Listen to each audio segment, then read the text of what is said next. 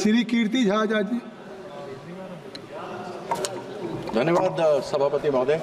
अध्यक्ष जी ने कहा था कि 3 मिनट में अपनी बात खत्म करनी है, तो मैं करूंगा। धन्यवाद। मैं जिस विषय को उठा रहा हूं उससे संभवतः पूरा सदन और संभवतः पूरा देश त्रस्त है, ग्रस्त है।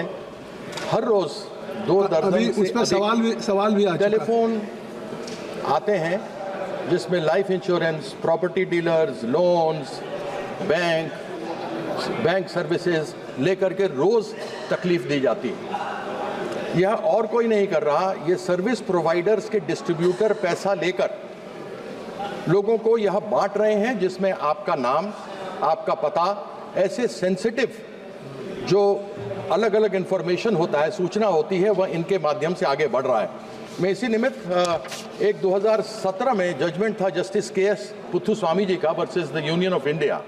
उसमें 4 लाइनें उन्होंने कही थी और मैं कोट करता हूं, डिस्क्लोजर ऑफ इंफॉर्मेशन पर। A date controller should not disclose personal information to third parties except after providing notice and seeking informed consent from the individual for such disclosure. Third parties are bound to adhere to relevant and applicable privacy principles. Disclosure for law enforcement purposes must be in accordance with the laws in force.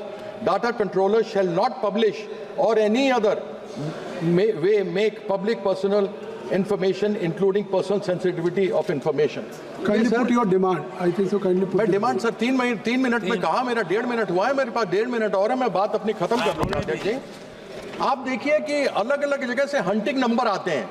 Bangalore 080 से आएगा, इंदौर से 0731 से आएगा, अहमदाबाद से 079 से आएगा, गुड़गांव से 0129 से आएगा, नोएडा से 0120 से आएगा।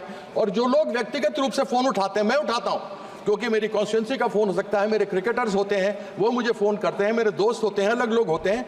मेरे घर में, आपके घर में, यहाँ सभी लोगों के घर जाने के लिए आपको घर के बाहर घंटी बजानी पड़ती है, लेकिन कोई भी आदमी आपको फोन उठाकर आपके नाम के साथ सेंसिटिव इंफॉर्मेशन जो बेची गई है उसके माध्यम से आपको डिस्टर्ब कर सकता है।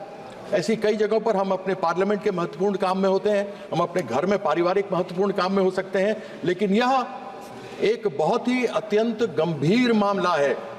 और उच्चतम न्यायालय के आदेश आ जाने के बाद मैं डू नॉट डिस्टर्ब रजिस्ट्री में हूं, फिर भी telephone regulatory authority of India, यह एक टूथलेस टाइगर है, बिना दांत और बिना नाखून का नरसिम्हा है ये।